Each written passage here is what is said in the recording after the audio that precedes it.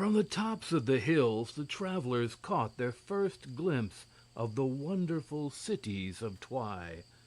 Two walls surrounded the cities, and in the walls were two gates just alike. Within the enclosures stood many houses, but all were built in pairs, from the poorest huts to the most splendid palaces. Every street was double, the pavements running side by side. There were 2 lampposts on every corner, and in the dim twilight that existed, these lampposts were quite necessary. If there were trees or bushes anywhere, they invariably grew in pairs, and if a branch was broken on one, it was sure to be broken on the other, and dead leaves fell from both trees at identically the same moment. Much of this Marvel and Nerle learned after they had entered the cities, but the view from the hills showed plainly enough that the double plan existed everywhere and in every way in this strange land. They followed the paths down to the gates of the walls, where 2 pairs of soldiers rushed out and seized their horses by the bridles. These soldiers all seemed to be twins, or at least mates, and each one of each pair was as like the other as are 2 peas growing in the same pod. If one had a red nose, the other's was red in the same degree, and the soldiers that held the bridles of Nerle's horse both had their left eyes bruised and blackened, as if from a blow of the same force. These soldiers, as they looked upon Nerle and the prince, seemed fully as much astonished and certainly more frightened than their prisoners. They were dressed in bright yellow uniforms with green buttons, and the soldiers who had arrested the prince had both torn their left coat sleeves and had patches of the same shape upon the seats of their trousers. "How dare you stop us, fellows?" asked the prince sternly. The soldiers holding his horse both turned and looked inquiringly at the soldiers holding Nerle's horse, and these turned to look at a double captain who came out of 2 doors in the wall and walked up to them. "Such things were never before heard of," said the 2 captains, their startled eyes fixed upon the prisoners. "We must take them to the Ki and the Ki." "Why so?" asked Prince Marvel. "Because," replied the officers, "they are our rulers under grace of the High Ki, and all unusual happenings must be brought to their notice. It is our law, you know, the law of the Kingdom of Twi." "Very well," said Marvel quietly. "Take us where you will, but if any harm is intended us, you will be made to regret it." "The Ki and the Ki will decide," returned the captains gravely, their words sounding at the same instant. And then the 2 pairs of soldiers led the horses through the double streets, the captains marching ahead with drawn swords, and crowds of twin men and twin women coming from the double doors of the double houses to gaze upon the strange sight of men and horses who were not double. Presently they came upon a twin palace with twin turrets rising high into the air, and before the twin doors the prisoners dismounted. Marvel was escorted through one door and Nerle through another, and then they saw each other going down a double hallway to a room with a double entrance. Passing through this, they found themselves in a large hall with 2 domes set side by side in the roof. The domes were formed of stained glass, and the walls of the hall were ornamented by pictures in pairs, each pair showing identically the same scenes. This was, of course, reasonable enough in such a land where 2 people would always look at 2 pictures at the same time and admire them in the same way with the same thoughts. Beneath one of the domes stood a double throne on which sat the Ki of Twi, a pair of gray-bearded and bald-headed men who were lean and lank and stoop-shouldered. They had small eyes, black and flashing, long hooked noses, great pointed ears, and they were smoking 2 pipes from which the smoke curled in exactly the same circles and clouds. Beneath the other dome sat the Kai of Twi, also on double thrones similar to those of the Kai. The Kai were two young men, and had golden hair combed over their brows and banged straight across, and their eyes were blue and mild in expression, and their cheeks pink and soft. The Kai were playing softly upon a pair of musical instruments that resembled mandolins, and they were evidently trying to learn a new piece of music, for when one Kai struck a false note, the other Kai struck the same false note at the same time, and the same expression of annoyance came over the two faces at the same moment. When the prisoners entered, the pair of captains and soldiers bowed low to the two pairs of rulers, and the Kai exclaimed, both in the same voice of surprise, "Great Kikaku, what have we here?" "Most wonderful prisoners, your highness," answered the captains. "We found them at your city's gates and brought them to you at once. They are, as your highness will see, each singular, and but half of what he should be." "'Tis so!" cried the double Kai in loud voices, and slapping their right thighs with their right palms at the same time. "Most remarkable, most remarkable!" "I don't see anything remarkable about it," returned Prince Marvel calmly. "It is you who are not singular, but double, that seems strange and outlandish." Perhaps, said the two old men thoughtfully. "It is what we are not accustomed to that seems to us remarkable. Eh, Kai?" they added, turning to the other rulers. The Kai, who had not spoken a word but continued to play softly, simply nodded their blond heads carelessly. So the Kai looked again at the prisoners and asked, "How did you get here?" "We cut a hole through the prickly hedge," replied Prince Marvel. "A hole through the hedge? Oh, great Kikaku!" cried the gray-bearded Kai. "Is there, then, anything or any place on the other side of the hedge?" "Why, of course! The world is there," returned the prince, laughing. The old men looked puzzled and glanced sharply from their little black eyes at the prisoners. "We thought nothing existed outside the hedge of Twi," they answered simply. "But your presence here proves we were wrong. Eh, Kai?" This last was again directed toward the pair of musicians, who continued to play and only nodded quietly as before. "Now that you are here," said the twin Kai, stroking their two gray beards with their two left hands in a nervous way, "it must be evident to you that you do not belong here. Therefore, you must go back through the hedge again and stay on the other side. Eh, Kai?" The Kai still continued playing, but now spoke the first words the prisoners had heard from them. "I must die," said the Kai in soft, agreeable voices. "Die?" echoed the twin Kai. "Die? Great Kikaku! And why so?" "Because if there is a world on the other side of the hedge, they would tell on their return all about the land of Twi, and others of their kind would come through the hedge from curiosity and annoy us. We cannot be annoyed. We are busy." Having delivered this speech, both the Kai went on playing the new tune, as if the matter was settled. "Nonsense!" retorted the old Kai angrily. "You are getting more and more bloodthirsty every day, our sweet and gentle Kai.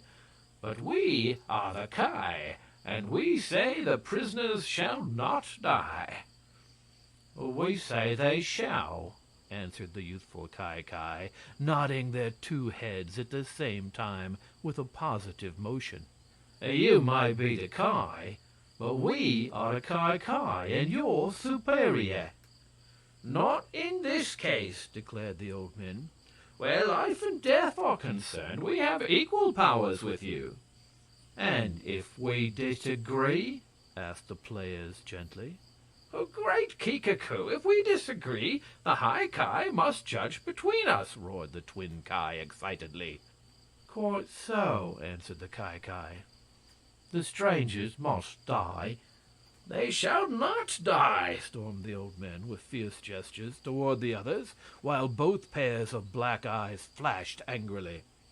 "And we disagree, and they must be taken to the High Ki," returned the blond musicians, beginning to play another tune. The two Ki rose from their thrones, paced 2 steps to the right and 3 steps to the left, and then sat down again. "Very well," they said to the captains, who had listened unmoved to the quarrel of the rulers. "Keep these half-men safe prisoners until tomorrow morning, and then the Ki and we ourselves will conduct them to the mighty High Ki." At this command, the twin captains bowed again to both pairs of rulers and led Prince Marvel and Nerle from the room. Then they were escorted along the streets to the twin houses of the captains, and here the officers paused and scratched their left ears with uncertain gestures. "There being only half of each of you," they said, "we do not know how to lock each of you in double rooms." "Oh, let us occupy the same room," said Prince Marvel. "We prefer it." "Very well," answered the captains. "We must transgress our usual customs in any event, so you may as well be lodged as you wish." So Nerle and the prince were thrust into a large and pleasant room of one of the twin houses. The double doors were locked upon them by twin soldiers, and they were left to their own thoughts. "Tell me, Prince, are we awake or asleep?" asked Nerle as soon as they were alone. "There is no question of our being awake," replied the prince with a laugh. "But what a curious country it is, and what a funny people!" "We can't call them odd or singular," said the esquire, "for everything is even in numbers and double in appearance. It makes me giddy to look at them, and I keep feeling of myself to make sure there is still only one of me." "You are but half a boy," laughed the prince. "At least so long as you remain in the land of Twi." "I'd like to get out of it in double quick time," answered Nerle. "And we should even now be on the other side of the hedge, were it not for that wicked pair of Ki who are determined to kill us."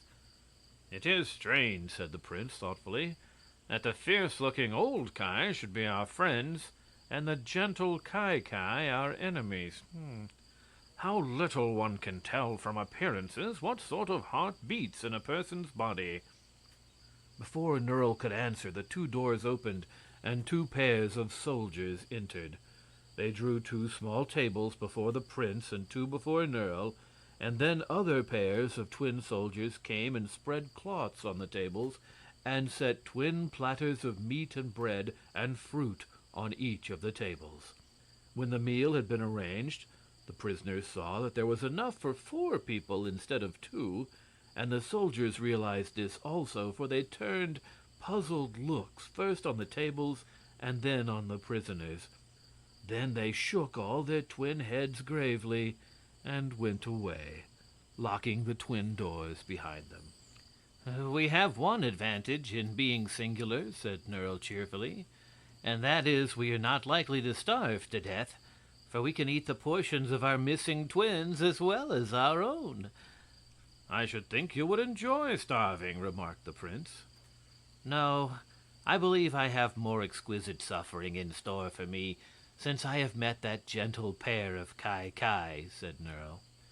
While they were eating, the 2 captains came in and sat down in 2 chairs. These captains seemed friendly fellows, and after watching the strangers for a while, they remarked, "We are glad to see you able to eat so heartily, for tomorrow you will probably die." "That is by no means certain," replied Marvel, cutting a piece from one of the twin birds on a platter before him, to the extreme surprise of the captains, who had always before seen both birds carved alike at the same time. "Your gray-bearded old Ki say we shall not die." "True," answered the captains, "but the Ki have declared you shall." "Their powers seem to be equal," said Nerle, and we are to be taken before the High Ki for judgment." "Therein lies your danger," returned the captain, speaking in the same tones and with the same accents on their words. "For it is well known the Ki has more influence with the High Ki than the Ki has." "Hold on," cried Nerle. "You are making me dizzy again. I can't keep track of all these Kis." "What is the High Ki like?" asked Prince Marvel, who was much interested in the conversation of the captains. But this question the officers seemed unable to answer. They shook their heads slowly and said, "The High Ki are not visible to the people of Twi.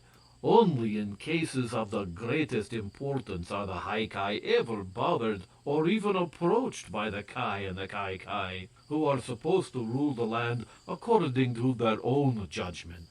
But if they chance to disagree, then the matter is carried before the High Ki, who live in a palace surrounded by high walls in which there are no gates. Only these rulers have ever seen the other side of the walls, or know what the High Ki are like." "That is strange," said the prince. "But we ourselves, it seems, are to see the High Ki tomorrow, and whoever they may chance to be, we hope to remain alive after the interview." "That is a vain hope," answered the captains, "for it is well known that the High Ki usually decide in favor of the Ki against the wishes of the old Ki." "That is certainly encouraging," said Nerle. When the captains had gone and left them to themselves, the esquire confided to his master his expectations in the following speech: "This High Ki sounds something terrible and fierce in my ears, and as they are doubtless a pair, they will be twice terrible and fierce. Perhaps his royal doublets will torture me most exquisitely before putting me to death, and then I shall feel that I have not lived in vain." They slept in comfortable beds that night, although an empty twin bed stood beside each one they occupied. And in the morning they were served another excellent meal, after which the captains escorted them again to the twin palaces of the Ki and the Ki. There the two pairs of rulers met them and headed the long procession of soldiers toward the palace of the High Ki. First came a band of music, in which many queer sorts of instruments were played in pairs by twin musicians, and it was amusing to Nerle to see the twin drummers roll their twin drums exactly at the same time, and the twin trumpets peal out twin notes.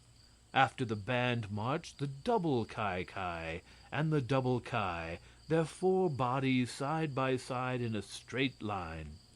The Ki had left their musical instruments in the palace, and now wore yellow gloves with green stitching down the backs, and swung gold-headed canes jauntily as they walked. The Ki stooped their aged shoulders and shuffled along with their hands in their pockets, and only once did they speak, and that was to roar, "Great Kika-Koo!" when the Ki jabbed their canes down on the Ki's toes. Following the Ki and the Ki came the prince and Nerle, escorted by the twin captains, and then there were files of twin soldiers bringing up the rear. Crowds of twin people, with many twin children amongst them, turned out to watch the unusual display, and many pairs of twin dogs barked together in unison and snapped at the heels of the marching twin soldiers. By and by they reached the great wall surrounding the High Ki's palace, and sure enough, there was never a gate in the wall by which any might enter. But when the Ki and the Ki had blown a shrill signal upon two pairs of whistles, they all beheld two flights of silver steps begin to descend from the top of the wall, and these came nearer and nearer the ground until at last they rested at the feet of the Ki. Then the old men began ascending the steps carefully and slowly, and the captains motioned to the prisoners to follow. So Prince Marvel followed one of the Ki up the steps, and Nerle the other Ki, while the two Kai came behind them so they could not escape. So to the top of the wall they climbed, where a pair of twin servants in yellow and green, which seemed to be the royal colors, welcomed them and drew up the pair of silver steps, afterward letting them down on the other side of the wall, side by side. They descended in the same order as they had mounted to the top of the wall, and now Prince Marvel and Nerle found themselves in a most beautiful garden, filled with twin beds of twin flowers with many pairs of rare shrubs. Also, there were several double statuettes on pedestals, and double fountains sending exactly the same sprays of water the same distance into the air.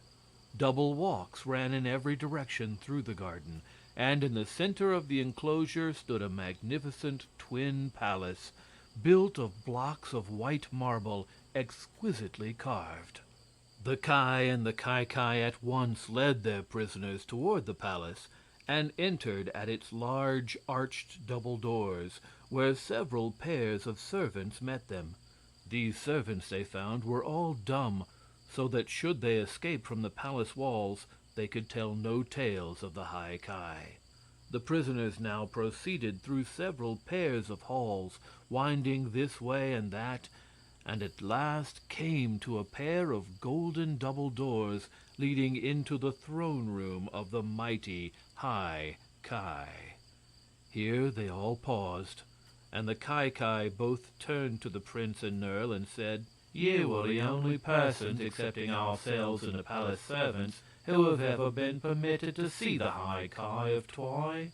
As you are about to die, that does not matter. But should you by any chance be permitted to live, you must never breathe a word of what you are about to see, under penalty of a sure and horrible death."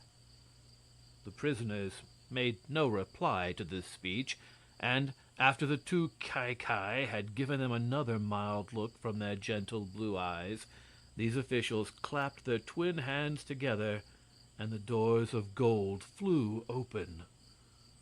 A perfect silence greeted them, during which the double Ki and the double Ki bent their four bodies low and advanced into the throne room, followed by Prince Marvel and Nerle. In the center of the room stood two thrones of dainty filigree work in solid gold, and over them were canopies of yellow velvet, the folds of which were caught up and draped with bands of green ribbon. And on the throne were seated two of the sweetest and fairest little maidens that mortal man had ever beheld. Their lovely hair was fine as a spider's web. Their eyes were kind and smiling, their cheeks soft and dimpled, their mouths shapely as a cupid's bow and tinted like the petals of a rose. Upon their heads were set two crowns of fine spun gold, worked into fantastic shapes and set with glittering gems. Their robes were soft silks of pale yellow, with strings of sparkling emeralds for ornaments. Anything so lovely and fascinating as these little maids, who were precisely alike in every particular, neither Prince Marvel nor Nerle had ever dreamed could exist. They stood for a time spellbound and filled with admiration, while the two pairs of rulers bowed again and again before the dainty and lovable persons of their High Ki.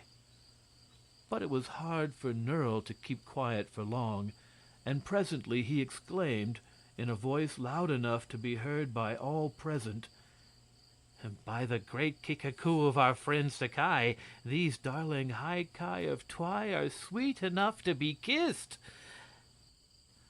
The bold speech of Nerle's made the two damsels laugh at the same time, and their sweet laughter sounded like rippling strains of harmonious music. But the two Ki frowned angrily, and the two Ki looked at the boy in surprise, as if wondering at his temerity. "Who are these strangers?" asked the pretty High Ki, speaking together as all the twins of Twi did. And why are they not mates, but only half of each other? These questions, your Supreme Highnesses, said the blonde-haired pair of Kai, we are unable to answer. Perhaps, then, the strangers can answer themselves, said the little maid, smiling first upon the Kai and then upon the prisoners. Prince Marvel bowed. I am from the great outside world, said he, and my name is Prince Marvel. Until now I have never seen people that live in pairs and speak in unison and act in the same way and think the same thoughts. My world is much bigger than your world, and in it every person is proud to think and act for himself. You say that I am only a half, but that is not so. I am perfect without a counterpart. My friend Nerl is perfect without a counterpart, and it is yourselves who are halved. For in the land of Twy, no person is complete or perfect without its other half, and it seems to take two of you to make one man, or one maid. The sweet faces of the twin High grew thoughtful at this speech, and they said, Indeed, it may be you are right. But it is our custom in Twy to do everything double and to live double. And then, turning to the Kai, they asked, Why have you brought these strangers here? To ask your highnesses to permit them to return again to the world from whence they came, answered the Kai, both of them regarding their supreme rulers earnestly. But here the Kai spoke up quickly in their mild voices, saying, That is not our idea, your highness. We, the Kai of Twy, think it is best the strangers shall be put to death, and we pray your supreme highnesses to favor our wish. The two little maids looked from the Kai to the Kai and frowned and pouted their rosy lips in evident perplexity. But Nerl whispered to Prince Marvel, It's all up with us. I know very well why her royal doublets always favors the Kai. It is because they are young and handsome, while the Kai are old and ugly. Both of her will condemn us to death. You see if she don't. This seemed somewhat mixed, but Nerl was in earnest, and Prince Marvel, who had not forgotten his fairy lore, began to weave a silent spell over the head of the nearest twin High.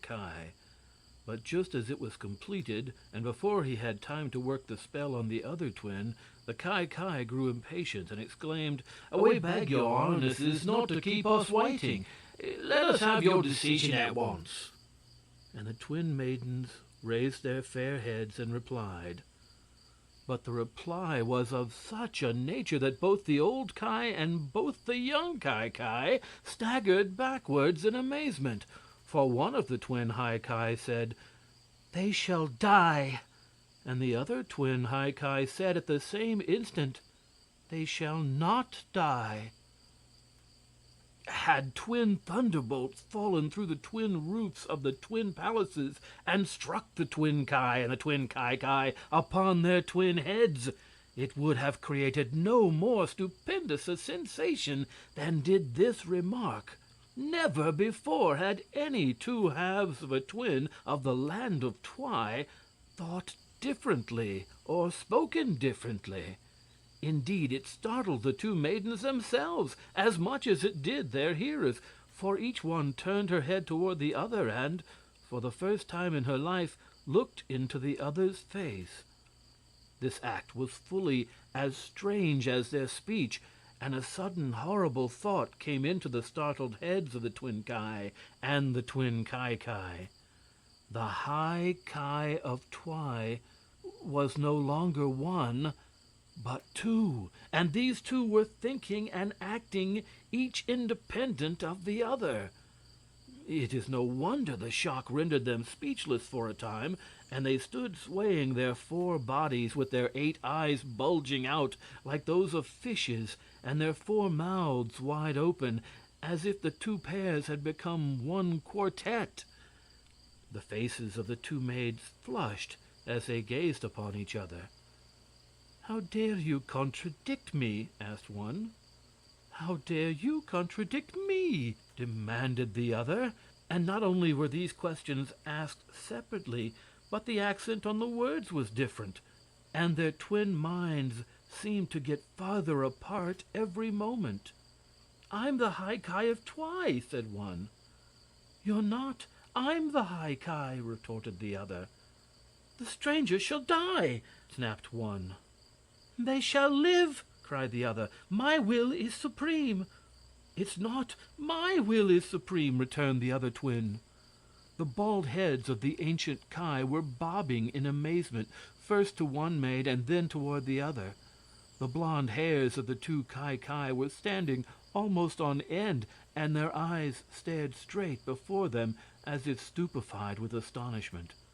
Nerle was bellowing with rude laughter and holding his sides to keep from getting a stitch in them, while Prince Marvel stood quietly attentive and smiling with genuine amusement, for he alone understood what had happened to separate the twin High Ki. The girls did not seem to know how to act under their altered conditions. After a time one of them said, "We will leave our dispute to be settled by the Ki and the Ki." "Very well," agreed the other. "Then I say your half is right," declared the Ki, both their right forefingers pointing to the maiden who had condemned the strangers to death. "And I decide that your half is right," exclaimed the Ki, both their trembling forefingers pointing to the maiden who had said the strangers should live. "Well," said one girl. "Well," said the other. "The powers of the Ki and the Ki are equal," said the first. "We are no nearer a settlement of our dispute than we were before." "My dear young ladies," said Prince Marvel politely, "I beg you will take time to think the matter over, and see if you cannot come to an agreement. We are in no hurry." "Very well," decided the twins, speaking both together this time. "We command you all to remain in the palace until we have settled our own strange dispute. The servants will care for you, and when we are ready to announce our decision, we shall again send for you." Everyone bowed at this command and retired from the room. But Nerle looked over his shoulder as he went through the doorway and saw that the two High Ki had turned in their seats and were facing each other, and that both their faces wore angry and determined expressions. For nearly a week Prince Marvel and Nerle remained confined to the palace and gardens of the High Ki. Together with the twin Ki, who seemed to be friendly to them, they occupied one of the twin palaces, while the Ki secluded themselves in the other. The pretty High Ki maidens they did not see at all, nor did they know what part of the palaces they occupied, not being permitted to wander away from the rooms allotted to them, except to walk in the garden. There was no way for them to escape, had they felt inclined to, for the silver steps had disappeared. From the garden walks they sometimes caught sight of the solemn heads of the handsome Ki looking at them through the twin windows of the other palace, and although the expression of their faces was always mild and gentle, Nerle and Marvel well knew the Ki were only waiting in the hope of having them killed. "Are you nervous about the decision of the pretty High Ki?" asked Nerle one day. "No, indeed," said the prince, laughing, "for I do not expect them to kill me in any event." "If I felt as sure of my safety," returned the boy, "it would destroy all my pleasure. These are really happy days for me. Every moment I expect to see the executioner arrive with his axe." "The executioner is double," said the two old Ki, breaking into the conversation. "You should say you expect to see the executioners arrive with their axes." "Then how will they cut off my head with two axes? For I suppose they will both chop at the same time, and I have but one neck." "Wait and see," answered the two Ki, sighing deeply and rubbing their red noses thoughtfully. "Oh, I'll wait," answered the boy. "But as for seeing them cut off my head, I refuse, for I intend to shut my eyes." So they sat in their rooms or walked in the gardens, yawning and waiting, until one day Just as the 2 clocks on the wall were striking 24 o'clock, the door opened, and to their surprise, one of the High Ki twins walked in upon them. She was as sweet and fair to look upon as when she occupied one of the beautiful thrones, but at first no one could tell which of the High Ki she was, their friend or their enemy. Even the Ki were puzzled and anxious, until the girl said, "My other half and I have completely separated, for we have agreed to disagree for all time, and she has gone to ask the Ki to assist her, for war is declared between us, and hereafter her color is to be the green and mine the yellow, and we intend to fight until one of us conquers and overthrows the other." This announcement was interesting to Marvel and Nerl, but greatly shocked the aged Ki, who asked, "What is to become of our kingdom? Half of a High Ki cannot rule it. It is against the law." "I will make my own laws when I have won the fight," returned the girl, with a lovely smile. "So do not let that bother you. And now tell me, will you help me to fight my battles?"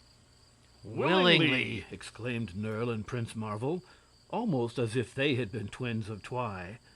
And the Ki rubbed their bald heads a moment, and then sneezed together and wiped their eyes on faded yellow handkerchiefs, and finally declared they would "Stick to her Supreme Highness through thick and thin." "Then go over the wall to the cities at once, and get together all the soldiers to fight for me and my cause," commanded the girl.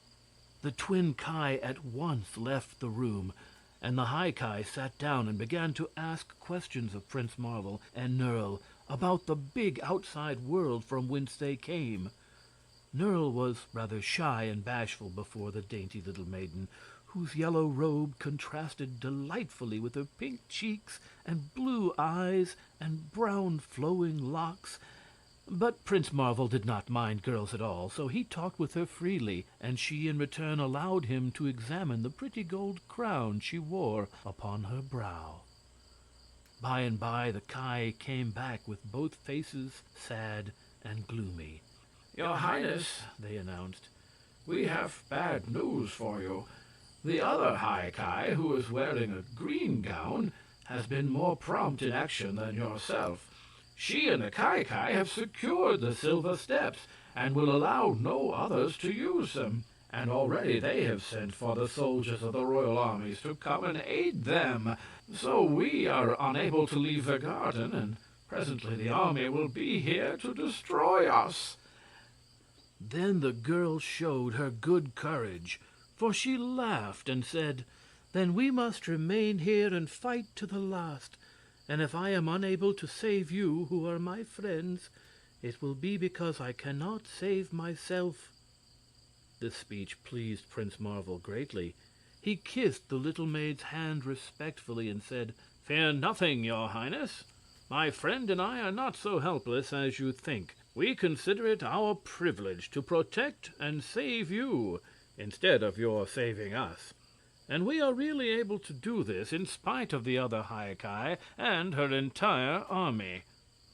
So they remained quietly in the palace the rest of that day, and no one molested them in the least. In the evening the girl played and sang for them, and the ancient pair of Ki danced a double shuffle for their amusement that nearly convulsed them with laughter, for one danced exactly like the other, and the old men's legs were still very nimble, although their wrinkled faces remained anxiously grave throughout their antics. Nerl also sang a song about the king of thieves whom Prince Marvel had conquered, and another about the red rogue of Dawna, so that altogether the evening passed pleasantly enough, and they managed to forget all their uneasy doubts of the morrow. When at last they separated for the night, Prince Marvel alone did not seek his bed, for there was still some business he wished to transact. So he shut himself up in his room, and summoned before him, by means of his fairy knowledge, the Prince of the Nooks, the King of the Ryls, and the Governor of the Goblins, These were all three his especial friends, and he soon told them the story of the quarrel and separation of the twin High Ki, and claimed their assistance. Then he told them how they might aid him, and afterward dismissed them. Having thus accomplished his task, the fairy prince went to bed and slept peacefully the remainder of the night. The next morning the blonde Ki and all the army of Twi, which had been won to their cause, came climbing up the silver steps and over the wall to the palace of the green High Ki. But what was their amazement to find the twin palaces separated by a wall so high that no ladders nor steps they possessed could reach to the top. It had been built in a single night, and only Prince Marvel and his fairy friends knew how the work had been done so quickly.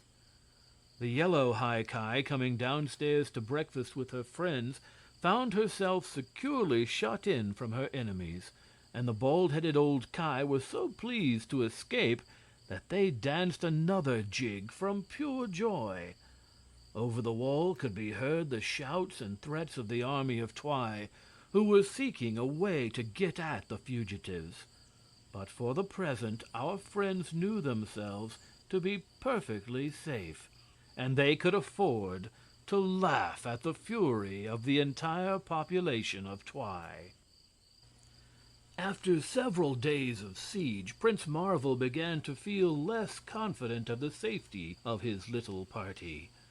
The frantic Ki had built double battering rams and were trying to batter down the high wall, and they had built several pairs of long ladders with which to climb over the wall, and their soldiers were digging 2 tunnels in the ground in order to crawl under the wall. Not at once could they succeed, for the wall was strong and it would take long to batter it down, and Nerle stood on top of the wall and kicked over the ladders as fast as the soldiers of Twi set them up. And the gray-bearded Ki stood in the garden holding 2 big flat boards with which to whack the heads of any who might come through the tunnels. But Prince Marvel realized that the perseverance of his foes might win in the end, unless he took measures to defeat them effectually. So he summoned swift messengers from among the Sound Elves, who are accustomed to travel quickly, and they carried messages from him to Wultakim, the king of the reformed thieves, and to King Terribus of Spor, who had both promised him their assistance in case he needed it. The prince did not tell his friends of this action, but after the messengers had been dispatched, he felt easier in his mind. The little High Ki remained as sweet and brave and lovable as ever, striving constantly to cheer and encourage her little band of defenders. But none of them was very much worried, and Nerle confided to the Maiden in Yellow the fact that he expected to suffer quite agreeably when the Ki at last got him in their clutches. Finally, a day came when 2 big holes were battered through the wall, and then the twin soldiers of Twi poured through the holes and began to pound on the doors of the palace itself, in which Prince Marvel and Nerle, the Ki and the yellow High Ki, had locked themselves as securely as possible. The prince now decided it was high time for his friends to come to their rescue. But they did not appear, and before long the doors of the palace gave way, and the soldiers rushed upon them in a vast throng. Nerle wanted to fight, and to slay as many of the Twi people as possible, but the prince would not let him. "These poor soldiers are but doing what they consider their duty," he said, "and it would be cruel to cut them down with our swords. Have patience, I pray you. Our triumph will come in good time." The Ki who came into the palace accompanied by the green High Ki ordered the twin soldiers to bind all the prisoners with cords. So 1 pair of soldiers bound the Ki, and another pair Nerle and the prince, using exactly the same motions in the operation. But when it came to binding the yellow High Ki, the scene was very funny, for twin soldiers tried to do the binding and there was only one to bind, so that one soldier went through the same motions as his twin on empty air. And when his other half had firmly bound the girl, his own rope fell harmless to the ground. But it seemed impossible for one of the twins to do anything different from the other, so that was the only way the act could be accomplished. Then the green-robed High Ki walked up to the one in yellow and laughed in her face, saying, "You now see which of us is the most powerful, and therefore the most worthy to rule. Had you remained faithful to our handsome Ki, as I did, you would not now be defeated and disgraced." "There is no disgrace in losing one battle," returned the other girl proudly. "You are mistaken if you think you have conquered me, and you are wrong to insult one who is, for the time being, your captive." The maiden in green looked for an instant confused and ashamed. Then she tossed her pretty head and walked away. They led all the prisoners out into the garden, and then through the broken wall and up and down the silver steps into the great square of the cities of Twi.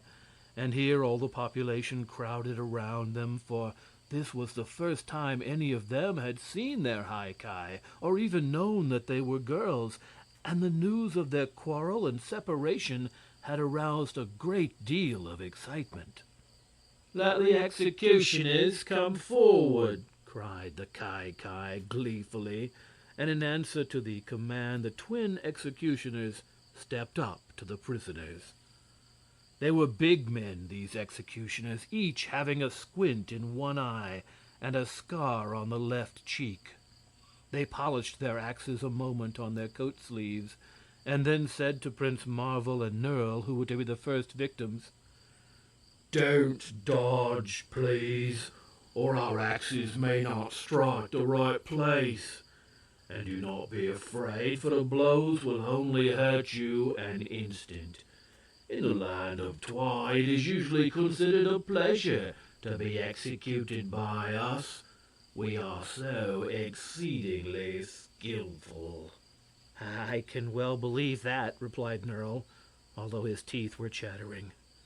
But at this instant a loud shout was heard, and the twin people of Twi all turned their heads to find themselves surrounded by throngs of fierce enemies. Prince Marvel smiled, for he saw among the newcomers the giants and dwarves and the stern gray men of King Terribus, with their monarch calmly directing their movements, and on the other side of the circle were the jolly faces and bushy whiskers of the 59 reformed thieves, with burly Wooltakem at their head. The twins of Twi were too startled and amazed to offer to fight with the odd people surrounding them. Even the executioners allowed their axes to fall harmlessly to the ground, and the double people, soldiers and citizens alike, turned to stare at the strangers in wonder. "We're here, Prince!" yelled Wooltakem, his bristly beard showing over the heads of those who stood between. "Thank you," answered Prince Marvel. "And all the men of Spore are here," added King Terribus, who was mounted on a fine milk-white charger, richly caparisoned. "I thank the men of Spore," returned Prince Marvel graciously. "Shall we cut your foes into small pieces, or would you prefer to hang them?"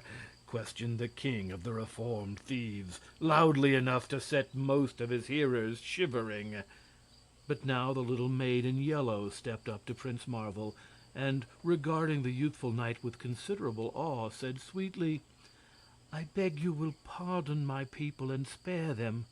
They are usually good and loyal subjects, and if they fought against me, their lawful High Ki, it was only because they were misled by my separation from my other half."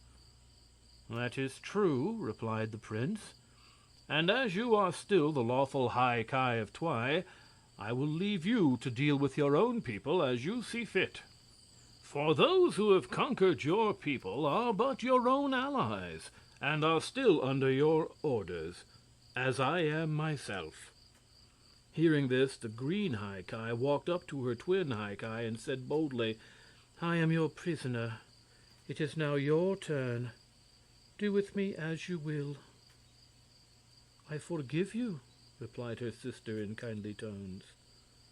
Then the little maid who had met with defeat gave a sob and turned away weeping, for she had expected anything but forgiveness. And now the Ki came forward, and, bowing their handsome blonde heads before the High Ki, demanded, "Are we forgiven also?" "Yes," said the girl, "but you are no longer fit to be rulers of my people. Therefore you are henceforth deprived of your honorable offices of Ki, which I shall now bestow upon these good captains here." And she indicated the good-natured officers who had first captured the prince and Nerle. The people of Twi eagerly applauded this act, for the captains were more popular with them than the former Ki, but the blonde ones both flushed with humiliation and anger and said, "The captains fought against you, even as we did." "Yet the captains only obeyed your orders," returned the High Ki, "so I hold them blameless." "And what is to become of us now?" asked the former Ki. "You will belong to the common people, and earn your living playing tunes for them to dance by," answered the High Ki. And at this retort everyone laughed, so that the handsome youths turned away with twin scowls upon their faces and departed amidst the jeers of the crowd. "Better hang 'em to a tree, little one," shouted Wool Takem in his big voice. "They won't enjoy life much anyhow." But the maid shook her pretty head and turned to the prince. "Will you stay here and help me to rule my kingdom?" she asked. "I cannot do that," replied Prince Marvel, "for I am but a wandering adventurer, and must soon continue my travels. But I believe you will be able to rule your people without my help." "It is not so easy a task," she answered, sighing, "for I am singular, and my people are all double." "Well, let us hold a meeting in your palace," said the prince, "and then we can decide what is best to be done." So they dismissed the people, who cheered their High Ki enthusiastically, returning quietly to their daily tasks and the gossip that was sure to follow such important events as they had witnessed. The army of King Terribus and the 59 reformed thieves went to the twin palaces of the Ki and the Ki and made merry with feastings and songs to celebrate their conquest. And the High Ki, followed by the prince, Nerle, King Terribus, and Wool Takem, as well as by the Ki and the newly appointed Ki, mounted the silver steps and passed over the wall to the royal palaces. The green High Ki followed them, still weeping disconsolately. When they had all reached the throne room, the High Ki seated herself on one of the beautiful thrones and said, "By some strange chance, which I am unable to explain, my twin and I have become separated, so that instead of thinking and acting alike, we are now individuals, as are all the strange men who have passed through the hole in the hedge. And being individuals, we can no longer agree, nor can one of us lawfully rule over the kingdom of Twi, where all the subjects are twins, thinking and acting in unison." Said Prince Marvel, "Your Highness, I alone can explain why you became separated from your twin. By means of a fairy enchantment which I learned years ago, I worked upon you a spell which compelled your brain to work independent of your sister's brain. It seemed to me that it is better each person should think her own thoughts and live her own life, rather than be yoked to another person and obliged to think and act as a twin, or one half of a complete whole. And since you are now the one High Ki and the acknowledged ruler of this country, I will agree to work the same fairy spell on all your people, so that no longer will there be twin minds in all this land of Twy. But all the cows and dogs and horses and other animals are double as well as the people, suggested the old Ki, blinking their little eyes in amazement at the thought of being forever separated from each other. I can also work the spell upon all the twin animals, said the prince after a moment's hesitation. And all our houses are built double, with twin doors and windows and chimneys, to accommodate our twin people, continued the High Ki. And the trees and flowers, even the blades of grass, are all double. And our roads are double, and everything else is double. I alone, the ruler of this land, am singular. Prince Marvel became thoughtful now, for he did not know how to separate trees and flowers, and it would be a tedious task to separate the twin houses. "Why not leave the country as it is?" asked King Terribus of Spor. "The High Ki is welcome to come to my castle to live, and then she need no longer bother about the land of Twy, which seems to me a poor place after all." "And your sister may come with me to my cave and be the queen of the reformed thieves, which is a much more important office than being the High Ki of Twy," added big Wool-Take-Him, who had placed the maiden in green upon a cushion at his feet and was striving to comfort her by gently stroking her silken hair with his rough hand. "But I love my country and do not wish to leave it," answered the yellow High Ki. "And I love my twin sister, and regret that our minds have become separated," she continued sadly. "I have it!" exclaimed Nerle. "Let the prince reunite you, making you regular twins of Twy again, and then you can continue to rule the country as the double High Ki, and everything will be as it was before." The yellow High Ki clapped her pink hands with delight and looked eagerly at the prince. "Will you?" she asked. "Will you please reunite us? And then all our troubles will be ended." This really seemed to Marvel the best thing to be done, so he led the maid in green to the other throne where she had once sat, and after replacing the golden crown upon her brow, he whispered a fairy spell of much mystical power. Then the prince stepped back and regarded the maidens earnestly, and after a moment both the High Ki smiled upon him in unison and said, speaking the same words in the same voices with the same accents, "Thank you very much." Having restored the High Ki to their former condition, to the great joy of the ancient Ki, Prince Marvel led his friends back to the palaces where his men were waiting. They were just in time to prevent serious trouble, for the 58 reformed thieves had been boasting of their prowess to the huge giants and tiny dwarves of King Terribus, and this had resulted in a quarrel as to which were the best fighters. Had not their masters arrived at the right moment, there would certainly have been a fierce battle and much bloodshed, and all over something of no importance. Terribus and Wool-Take-Him soon restored order, and then they accompanied the Ki and the Ki to the public square, where the people were informed that their Supreme Highnesses, the High Ki, had been reunited, and would thereafter rule them with twin minds as well as twin bodies. There was great rejoicing at this news, for every twin in Twy was glad to have his troubles ended so easily and satisfactorily.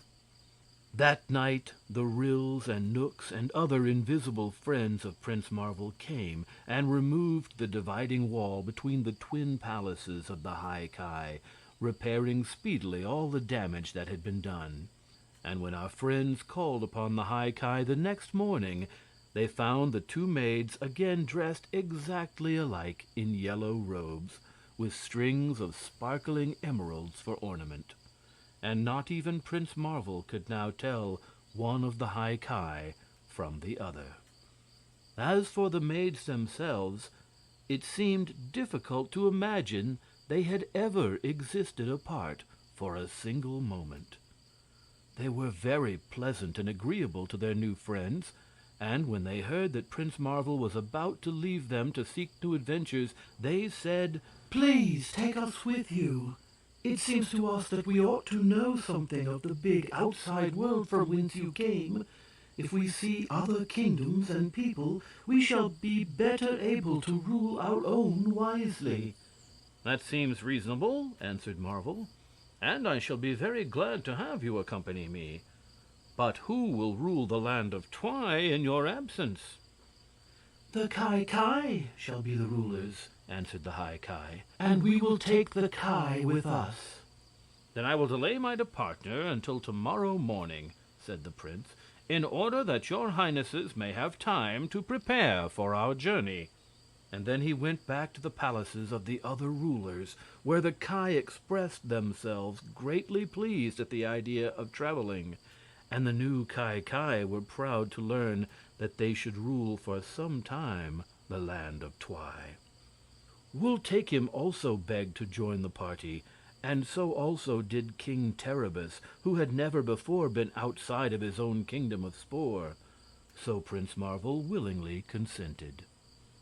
The 58 reformed thieves, led by Gunder, returned to their cave, where they were living comfortably on the treasure Prince Marvel had given them, and the gray men and giants and dwarves of Spor departed for their own country. In the morning Prince Marvel led his own gay cavalcade through the hole in the hedge, and they rode merrily away in search of adventure. By his side were the High Ki, mounted upon twin chestnut ponies that had remarkably slender limbs and graceful arched necks. The ponies moved with exactly the same steps, and shook their manes and switched their tails at exactly the same time. Behind the prince and the High Ki were King Terribus, riding his great white charger, and Wul Takim on a stout horse of jet black color. The two ancient Ki and Nerle, being of lesser rank than the others, brought up the rear. "When we return to our land of Twi," said the High Ki, "we shall close up for all time the hole you made in the hedge. For, if we are different from the rest of the world, it is better that we remain in seclusion." "I think it is right you should do that," replied Prince Marvel. "Yet I do not regret that I cut a hole in your hedge." "It was the hedge that delayed us in coming more promptly to your assistance," said Terribus, "for we had hard work to find the hole you had made, and so lost much valuable time." "All is well that ends well," laughed the prince. "You certainly came in good time to rescue us from our difficulties." They turned into a path that led to Auriel, which Nerle had heard spoken of as the Kingdom of the Setting Sun. Soon the landscape grew very pleasant to look upon, the meadows being broad and green, with groups of handsome trees standing about. The twilight of the land of Twi was now replaced by bright sunshine, and in the air was the freshness of the nearby sea. At evening they came to a large farmhouse, where the owner welcomed them hospitably and gave them the best his house afforded. In answer to their questions about the kingdom of Auriel, he shook his head sadly and replied, "It is a rich and beautiful country, but has fallen under great misfortunes.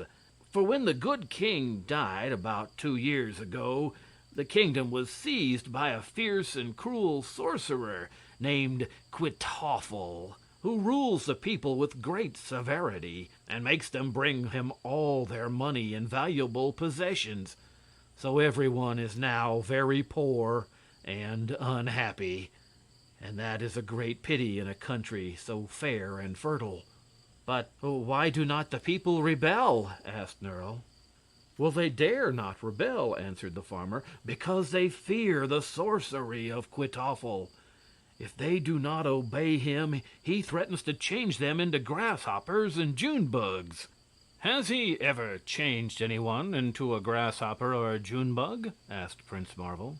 No, but the people are too frightened to oppose him, and so he does not get the opportunity, as he has an army of fierce soldiers who are accustomed to beat the people terribly if they do not carry every bit of their wealth to the sorcerer. So there is no choice but to obey him. We certainly ought to hang this wicked creature, exclaimed Wool Take Him. I wish I had brought my fool killer with me, sighed King Terribus, for I could have kept him quite busy in this kingdom. Cannot something be done to rescue those poor people from their sad fate? Asked the lovely High Ki anxiously. We will make a call upon this Quitoffle tomorrow, answered Prince Marvel, and see what the fellow is like.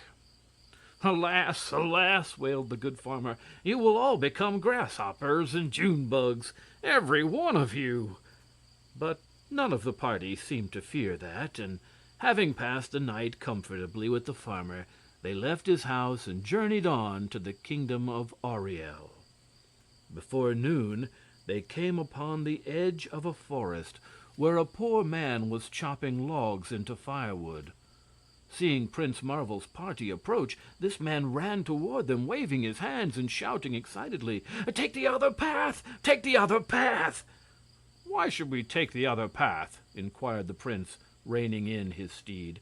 "Because this one leads to the castle of the great sorcerer, Quitoffle," answered the man.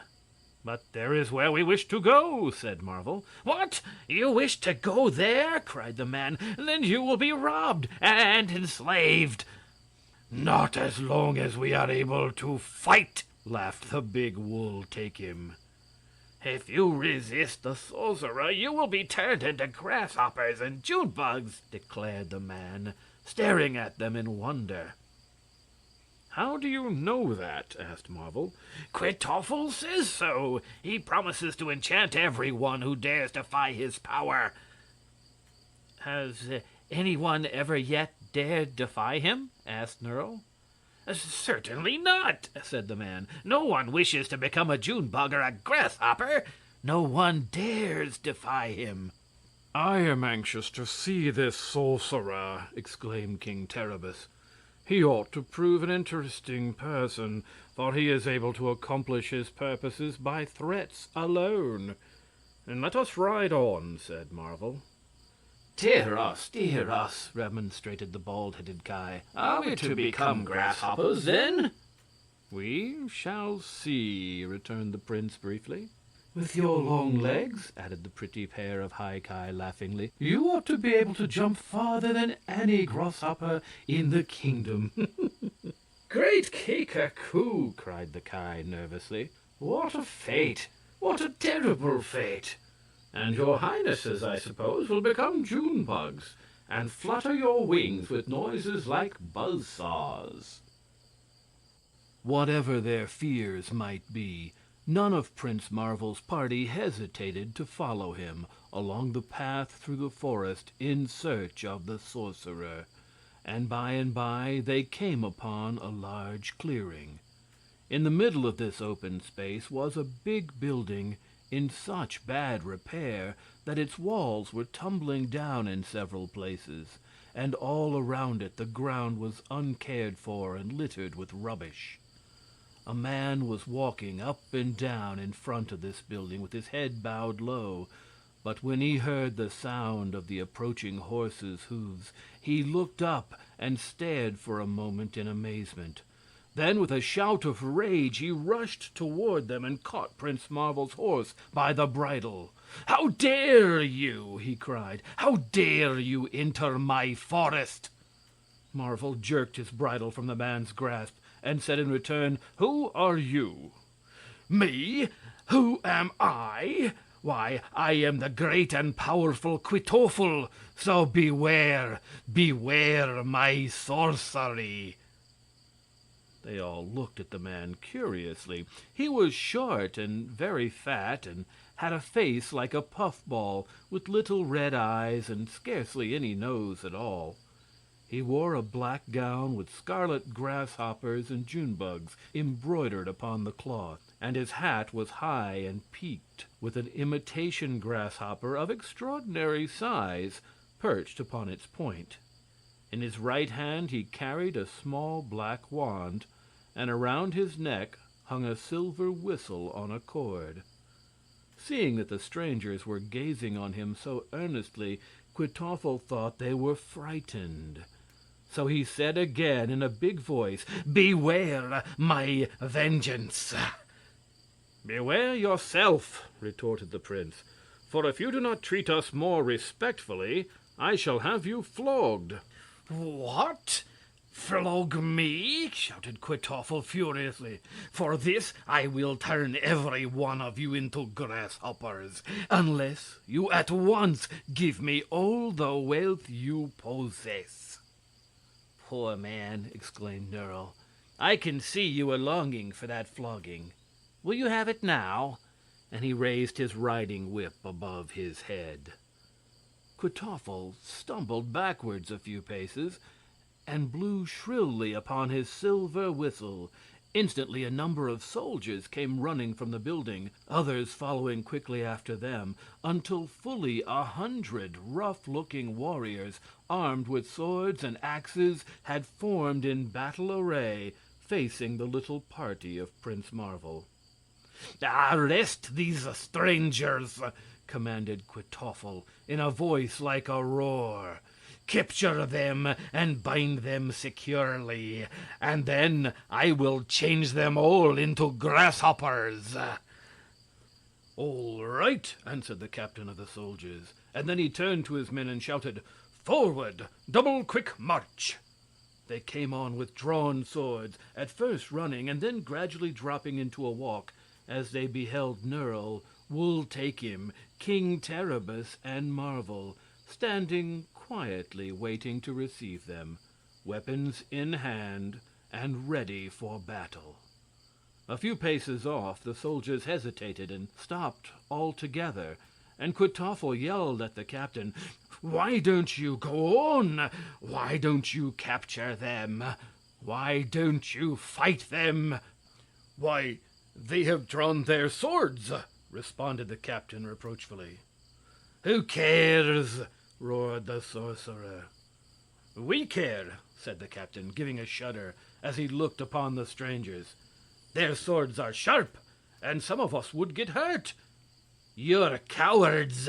shrieked the enraged Kwytoffle. "I'll turn you all into June bugs." At this threat, the soldiers dropped their swords and axes, and all fell upon their knees, trembling visibly, and imploring their cruel master not to change them into June bugs. "Bah!" cried Nerle scornfully. "Why don't you fight? If we will kill you, then you will escape being June bugs." "The fact is," said the captain woefully, "we simply can't fight, for our swords are only tin, and our axes are made of wood, with silver paper pasted over them." "But why is that?" asked Wool Take Him, while all the party showed their surprise. "Why, until now we have never had any need to fight," said the captain, "for everyone has quickly surrendered to us or run away the moment we came near. But you people do not appear to be properly frightened, and now, alas, since you have drawn upon us the great sorcerer's anger, we shall all be transformed into June bugs." "Yes!" roared Kwytoffle, hopping up and down with anger. "You shall all be June bugs, and these strangers I will transform into grasshoppers." "Very well," said Prince Marvel quietly. "You can do it now." I will! cried the sorcerer. "Then why don't you begin?" inquired the prince. "Why don't I begin?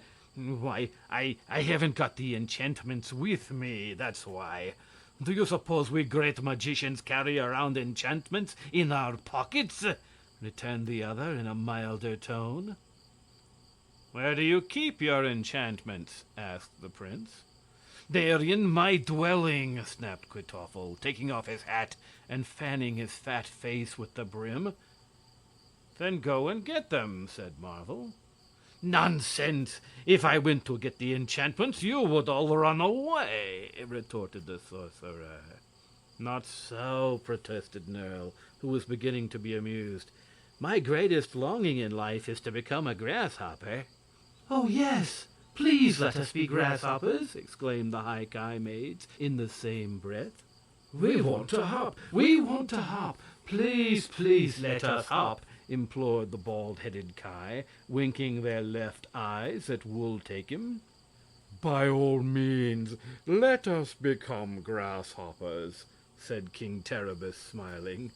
And Wool-Takem added, I'm sure your soldiers would enjoy being June bugs, for then they wouldn't have to work. Isn't that so, boys?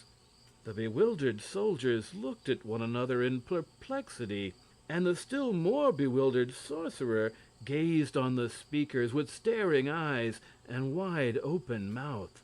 I insist, said Prince Marvel, upon your turning us into grasshoppers and your soldiers into June bugs, as you promised.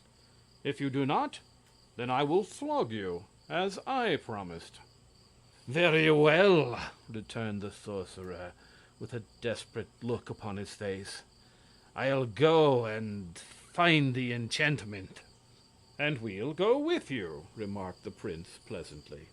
So the entire party accompanied Kwytoffle into the house, where they entered a large room that was in a state of much disorder. Let me see, said the sorcerer, rubbing his ears, as if trying to think. I wonder if I put them in this cupboard. You see, he explained, no one has ever before dared me to transform him into a June bug or a grasshopper, so I have almost forgotten where I keep my book of enchantments. No, it's not in the cupboard, he continued, looking there. But surely it must be in the chest. It was not in the chest either, and so the sorcerer continued to look in all sorts of queer places for his book of enchantments, without finding it. Whenever he paused in his search, Prince Marvel would say sternly, Go on, find the book, hunt it up. We are all anxious to become grasshoppers. And then Kwytoffle would set to work again, although big drops of perspiration were now streaming down his face.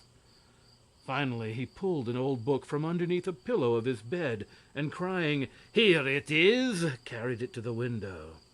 He turned a few leaves of the book and then said, How unfortunate. The compound I require to change you into grasshoppers must be mixed on the 1st day of September. And as this is now the 8th day of September, I must wait nearly a year before I can work the enchantment. How about the June bugs? Asked Nerle. The June bug mixture can only be made at the dark of the moon, said the sorcerer, pretending to read. And that is 3 weeks from now. Let me read it, said Prince Marvel, suddenly snatching the book from Kwytoffle's hands. Then he turned to the title page and read, Lives of Famous Thieves and Impostors. Why, this is not a book of enchantments. That is what I suspected, said Terribus. No one but a sorcerer can read the enchantments in this book, declared Kwytoffle. But he hung his head with a sheepish look, for he knew his deception had been well understood. Is your own history written in this volume? Inquired Marvel. No, answered the sorcerer. Then it ought to be, said the prince, for you are no sorcerer at all, but merely a thief and an impostor.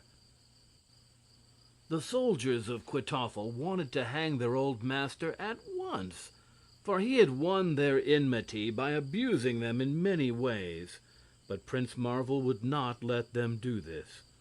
However, they tied the false sorcerer to a post, and the captain gave him a good whipping, one lash for each letter in the words grasshopper and Junebug.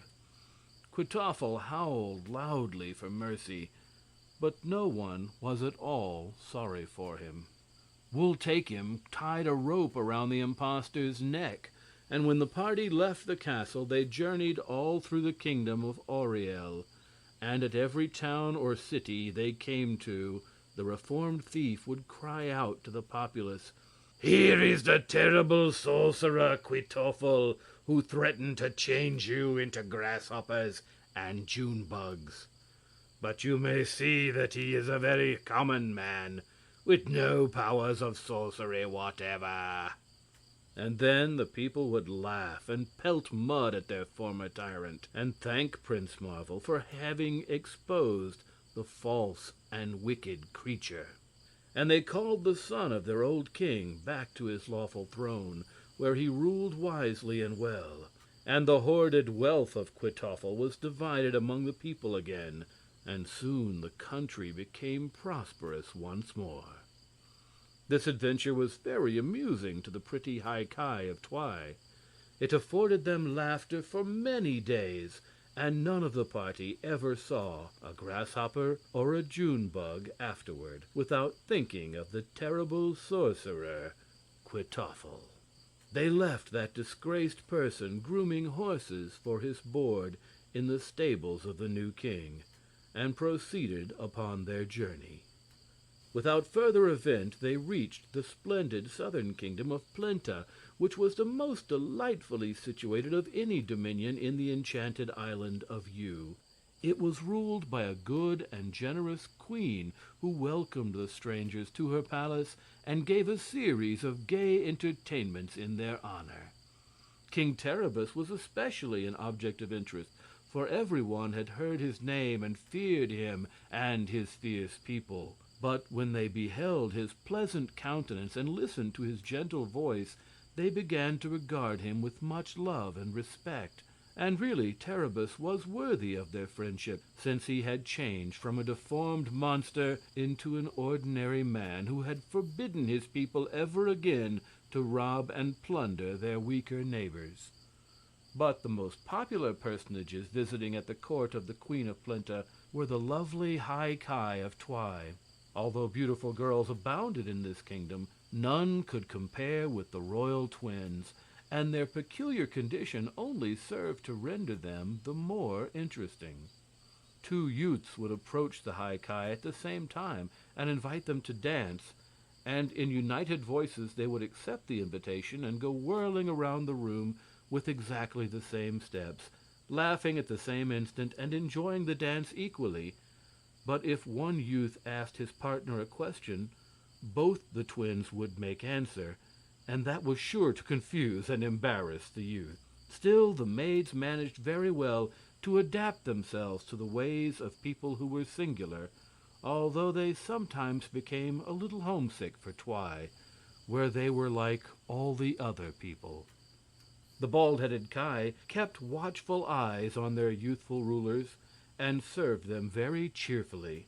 But with all their travels and experiences, the old men could never be convinced it was better to be singular than double. Prince Marvel was the real hero of the party, and Nerle received much attention on account of his master's popularity. He did not seem as unhappy as usual, and when the prince inquired the reason, his esquire answered that he believed the excitement of their adventures was fast curing him of his longing for something he could not have.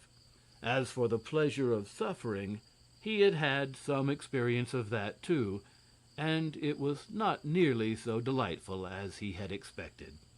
Wul-Takim was not a society man, so he stayed around the royal stables and made friends with the grooms, and traded his big black horse for 2 baywans and a gold neck-chain, and was fairly content with his lot. And so the party enjoyed several happy weeks at the court of the good Queen of Plenta, until one day the terrible news arrived that carried them once more into exciting adventures. One morning, while they were all standing in the courtyard waiting for their horses, as they were about to go for a ride, a courier came galloping swiftly up to the palace and cried, "Does anyone know where Prince Marvel can be found?" "I am Prince Marvel," replied the young knight, stepping out from among the others. "Then I have reached my journey's end," said the courier, whose horse was nearly exhausted from long and hard riding. "The Lady Cecily is in great danger, and sends for you to come and rescue her. The great Baron Merd, her father, has been killed, and his castle destroyed, and all his people are either captives or have been slain outright." "And who has done this evil thing?" asked Prince Marvel, looking very stern and grave. "The Red Rogue of Dawna," answered the messenger. "He quarreled with the Baron Merd and sent his savage hordes to tear down his castle and slay him. I myself barely escaped with my life, and the Lady Cecily had but time to say, before she was carried off, that if I could find Prince Marvel, he would surely rescue her." "And so I will," declared the prince, "if she be still alive." Who is this Lady Cecily?" asked Nerle, who had come to his master's side. "She is my first friend, to whom I owe my very existence. It is her image, together with those of her two friends, which is graven on my shield," answered Prince Marvel thoughtfully. "And what will you do?" inquired the esquire. "I must go to her at once." When they heard of his mission, all the party insisted on accompanying him. Even the dainty High Ki could not be deterred by any thoughts of dangers they might encounter, and after some discussion Prince Marvel allowed them to join him.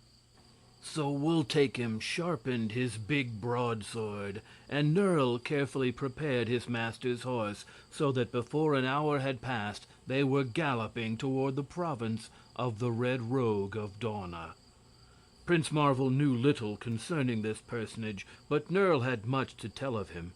The Red Rogue had once been a page to a wise scholar and magician who lived in a fine old castle in Dawna and ruled over a large territory.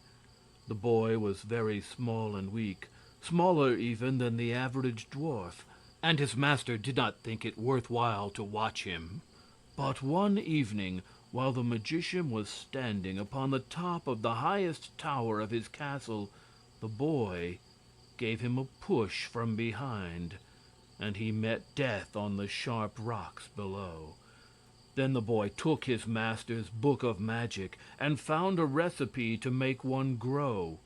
He made the mixture and swallowed it, and straightway began to grow big and tall. This greatly delighted him, until he found he was getting much bigger than the average man, and rapidly becoming a giant. So he sought for a way to arrest the action of the magical draft, but before he could find it he had grown to enormous proportions and was bigger than the biggest giant. There was nothing in the book of magic to make one grow smaller, so he was obliged to remain as he was, the largest man in the Enchanted Island. All this had happened in a single night. The morning after his master's murder, the page announced himself lord of the castle, and, seeing his enormous size, none dared deny his right to rule. On account of his bushy hair, which was fiery red in color, and the bushy red beard that covered his face when he became older, people came to call him the Red One. And after his evil deeds and quarrelsome temper had made him infamous throughout the island, people began to call him the Red Rogue of Dawna. He had gathered around him a number of savage barbarians, as wicked and quarrelsome as himself, and so none dared to interfere with him, or even to meet him if it were possible to avoid it. This same Red Rogue it was who had drawn the good Baron Merd into a quarrel, and afterward slain the old knight and his followers, destroyed his castle, and carried his little daughter Cecily and her girl-friends Berna and Helda into captivity, shutting them up in his own gloomy castle. The Red Rogue thought he had done a very clever thing, and had no fear of the consequences, until one of his men came running up to the castle to announce that Prince Marvel and his companions were approaching to rescue the Lady Cecily. "How many of them are there?" demanded the Red Rogue. "There are 8 altogether," answered the man, "but 2 of them are girls." "And they expect to force me to give up my captives?" asked the Red One, laughing with a noise like the roar of a waterfall. "Why, I shall make prisoners of every one of them." The man looked at his master fearfully and replied, "This Prince Marvel is very famous, and all people speak of his bravery and power. It was he who conquered King Terribus of Spor, and that mighty ruler is now his friend, and is one of the 8 who approach." The Red Rogue stopped laughing, for the fame of Spor's terrible king had long ago reached him, and he reflected that any one who could conquer the army of giants and dwarves and gray men that served Terribus must surely be one to be regarded seriously. Moreover, and this was a secret, the Red Rogue had never been able to gain the strength to correspond with his gigantic size, but had ever remained as weak as when he was a puny boy. So he was accustomed to rely on his cunning and on the terror his very presence usually excited to triumph over his enemies, and he began to be afraid of this prince.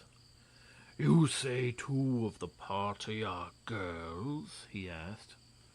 "Yes," said the man, "but also among them are King Terribus himself, and the renowned Wul Takim, formerly king of thieves, who was conquered by the prince, although accounted a hard fighter, and is now his devoted servant. And there are 2 old men who are just alike and have a very fierce look about them. They are said to come from the hidden kingdom of Twi." By this time the Red Rogue was thoroughly frightened, but he did not yet despair of defeating his enemies. He knew better than to attempt to oppose Prince Marvel by force, but he still hoped to conquer him by trickery and deceit. Among the wonderful things that the Red Rogue's former master, the wise scholar and magician, had made were 2 large enchanted mirrors, which were set on each side of the great hallway of the castle. Heavy curtains were drawn over the surfaces of these mirrors, because they both possessed a dreadful magical power.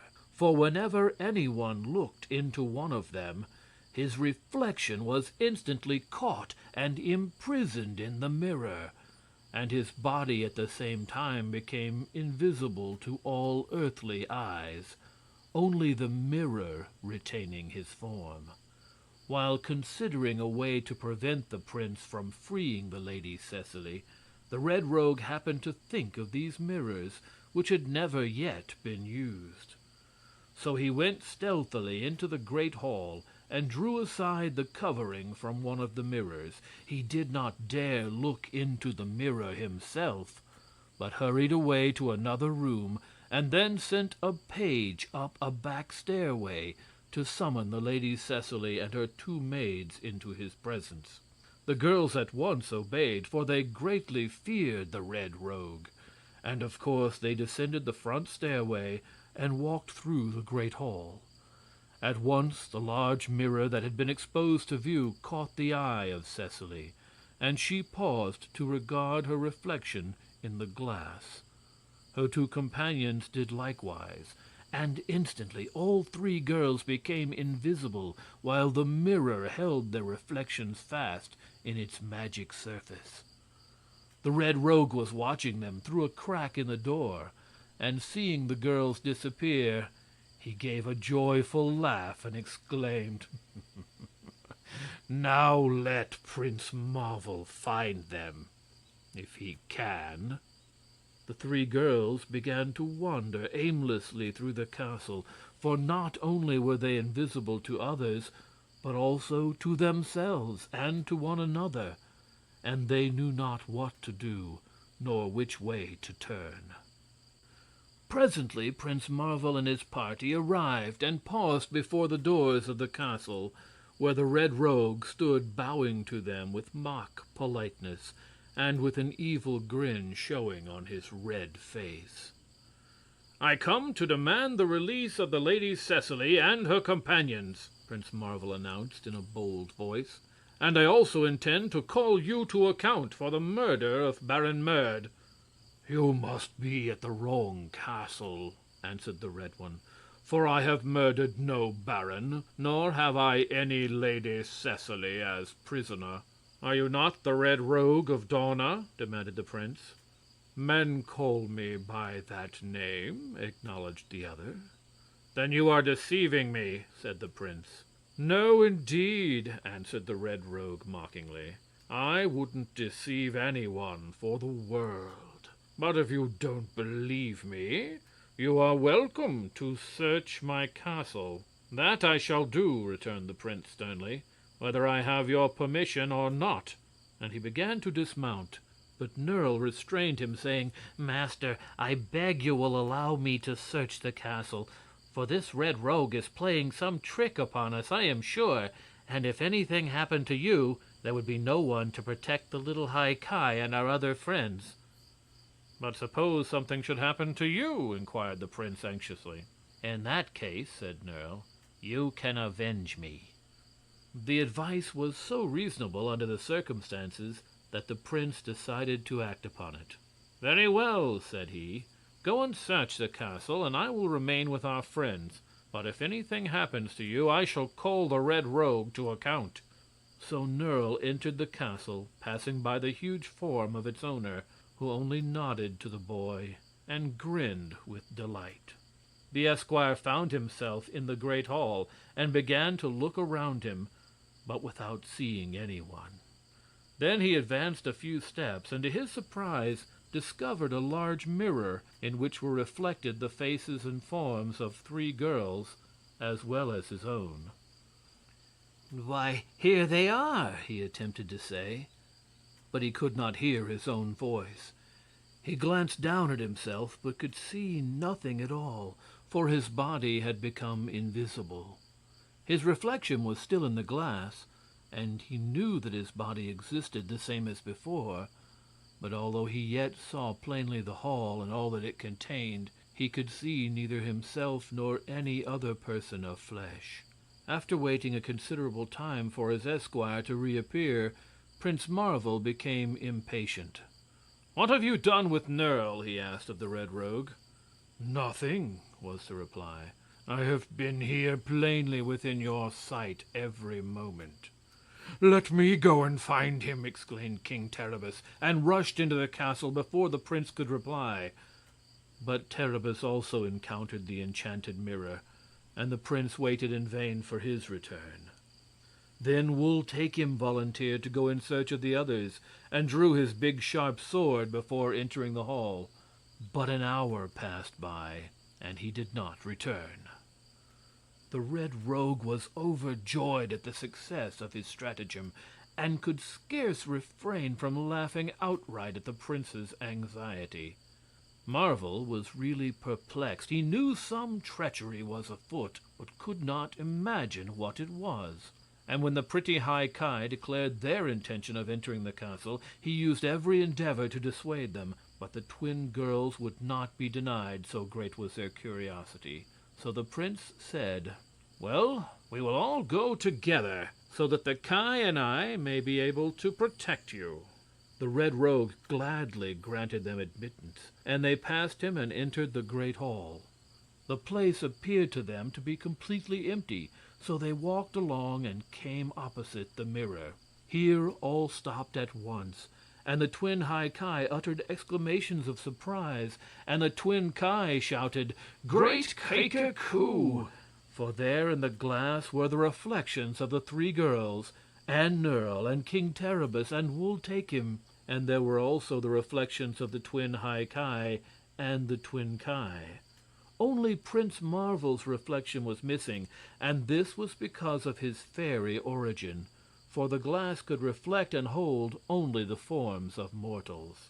But the prince saw the reflections of all the others, and then made the discovery that the forms of the Ki and the High Ki had become invisible. No one except himself appeared to be standing in the great hall of the Red Rogue's castle, yet grouped within the glass were the likenesses of all his friends, as well as those of Lady Cecily and her companions, and all were staring back at him earnestly, as if imploring him to save them. The mystery was now explained, and Prince Marvel rushed from the hall to find the treacherous Red Rogue.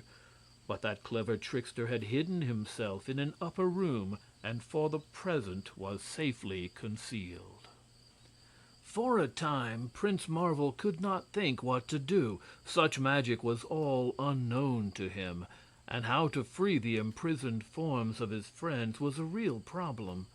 He walked around the castle, but no one was in sight, the rogue having given orders to all his people to keep away. Only the tethered horses did he see, and these raised their heads and whinnied as if in sympathy with his perplexity. Then he went back into the hall and searched all the rooms of the castle without finding a single person. On his return, he stopped in front of the mirror and sorrowfully regarded the faces of his friends, who again seemed to plead for relief. And while he looked, a sudden fit of anger came over him at being outwitted by this Red Rogue of Dawna. Scarcely knowing what he did, he seized his sword by the blade and struck the mirror a powerful blow with the heavy hilt. It shattered into 1,000 fragments, which fell clattering upon the stone floor in every direction. And at once the charm was broken. Each of his friends now became visible. They appeared running toward him from all parts of the castle, where they had been wandering in their invisible forms. They called out joyful greetings to one another, and then all of them surrounded the prince and thanked him earnestly for releasing them. The little Lady Cecily and her friends Berna and Helda were a bit shy in the presence of so many strangers, but they alone knew the prince's secret, and that he was a fairy transformed for a year, so they regarded him as an old and intimate acquaintance, and after being introduced by him to the others of his party, they became more at ease. The sweet little High Ki maids at once attracted Cecily, and she loved them almost at first sight. But it was Nerle who became the little lady's staunchest friend, for there was something rather mystical and unnatural to him about the High Ki, who seemed almost like fairies, while in Cecily he recognized a hearty, substantial girl of his own rank in life. While they stood talking and congratulating one another outside the castle, the Red Rogue of Dawna appeared among them. He had heard the noise of the smashing of his great mirror, and had come running downstairs from his hiding place to find his cunning had all been for naught, and his captives were free. A furious anger then took possession of the rogue, and, forgetting his personal weakness, he caught up a huge battle-axe and rushed out to hurl himself upon Prince Marvel, intending to do him serious injury. But the prince was not taken unawares. He saw the Red Rogue coming and met him with a drawn sword, striking quickly at the arm that wielded the big axe. The stroke was as sure as it was quick, and piercing the arm of the giant, caused him to drop the axe with a howl of pain. Then Prince Marvel seized the Red Rogue by the ear, which he was just tall enough to reach, and dragged him up the steps and into the castle, the big fellow crying for mercy at every step and trembling like a leaf through cowardice. But down the hall Marvel marched him, seeking some room where the rogue might be safely locked in. The great curtain that covered the second enchanted mirror now caught Prince Marvel's eye, and, still holding his prisoner by the ear, he reached out his left hand and pulled aside the drapery. The Red Rogue looked to see what his captor was doing, and beheld his own reflection in the magic mirror. Instantly he gave a wild cry and disappeared, his body becoming absolutely invisible, while his coarse red countenance stared back from the mirror. And then Prince Marvel gave a sigh of relief and dropped the curtain over the surface of the mirror, for he realized that the Red Rogue of Dawna had at last met with just punishment and was safely imprisoned for all time. Prince Marvel and his friends had ridden away from the castle. The savage followers of the Red One came creeping up to listen for their master's voice. But silence reigned in every part of the castle, and after stealing fearfully through the rooms without seeing anyone, the fellows became filled with terror and fled from the place, never to return. And afterward the neighbors whispered that the castle was haunted by the spirit of the terrible Red Rogue, and travelers dared not stop in the neighborhood, but passed by quickly and with averted faces. The prince and his party rode gaily along toward the kingdom of Heg, for Nerle had invited them all to visit his father's castle. They were very happy over their escape, and only the little Lady Cecily became sad at times when she thought of her father's sad fate. The Baron Negar, who was Nerle's father, was not only a wealthy nobleman, but exceedingly kind and courteous, so that every member of Prince Marvel's party was welcomed to the big castle in a very hospitable manner. Nerle was eagerly embraced by both his father and mother, who were overjoyed to see him return safe and sound after his wanderings and adventures. "And have you been cured of your longing for something that you cannot have?" asked the baron anxiously. "Not quite," said Nerle, laughing. "But I am more reconciled to my lot. For I find wherever I go, people are longing for just the things they cannot get, and probably would not want if they had them. So, as it seems to be the fate of most mortals to live unsatisfied, I shall try hereafter to be more contented." These words delighted the good baron, and he gave a rich and magnificent feast in honor of his son's return.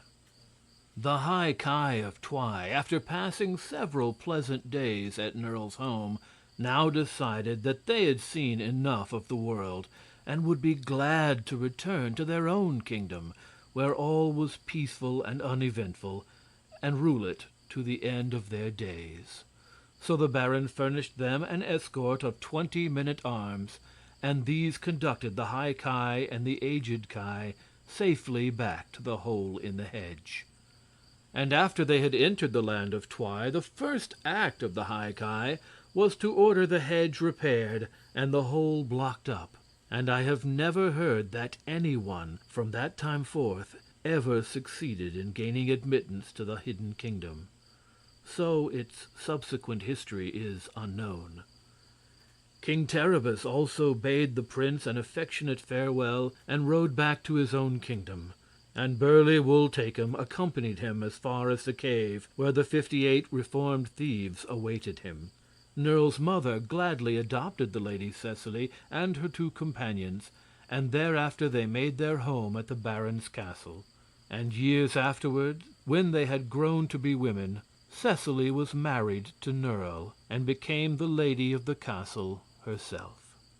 Prince Marvel enjoyed the feasting and dancing at the castle very much, but after the party began to break up and the High Ki and Ki had left him, as well as King Terribus and honest Wul-Takim, the young knight grew thoughtful and sometimes uneasy, and his happy laugh was less frequently heard. Nerle often regarded his young master with a feeling of awe, for there occasionally came a look into Marvel's eyes that reminded him more of the immortals than of any human being. But the prince treated him with rare kindness, and always pressed Nerle's hand affectionately when he bade him good night, for he had grown fond of his esquire. Also, they had long conversations together, during which Nerle gleaned a great deal of knowledge and received some advice that was of much use to him in his later life. One day Prince Marvel sought out Lady Cecily and said, "Will you ride with me to the forest of Lurla?"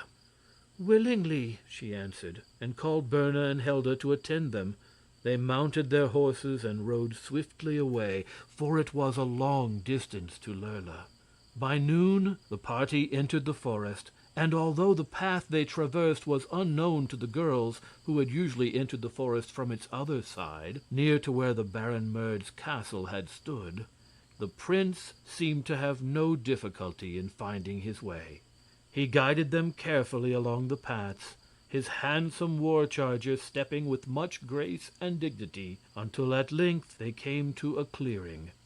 Here the prince paused abruptly, and Cecily looked around her, and at once recognized the place. "Why," she exclaimed in surprise, "it is the fairy bower!" And then she turned to Prince Marvel and asked in a soft voice, "Is the year ended, Prince?"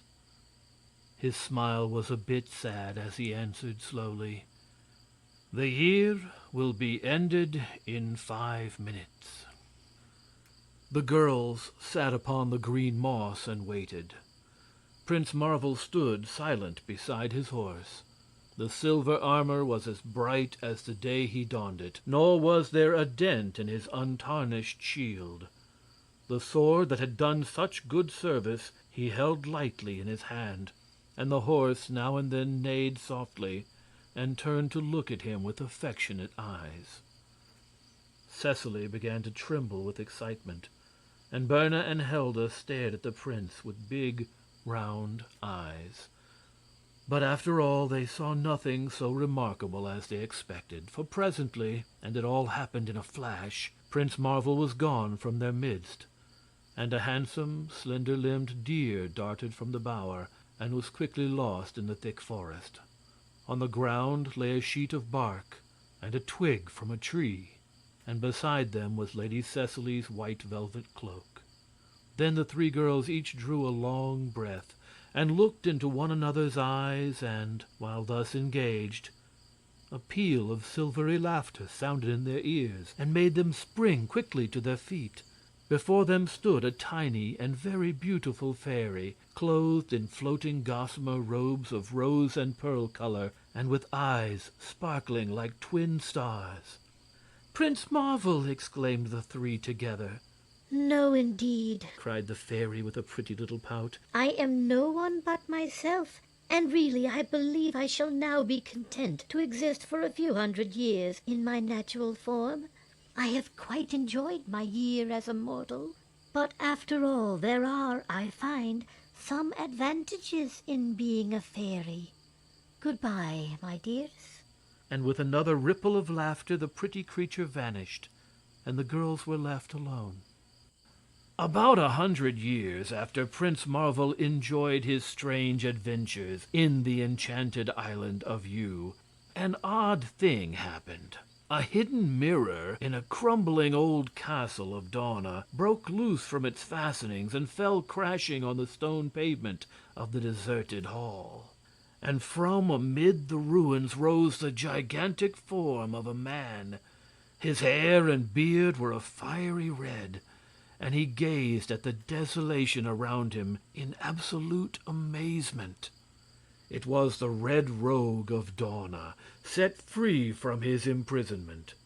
He wandered out and found strange scenes confronting him, for during the 100 years a great change had taken place in the Enchanted Island. Great cities had been built and great kingdoms established. Civilization had won the people, and they no longer robbed or fought or indulged in magical arts, but were busily employed and leading respectable lives.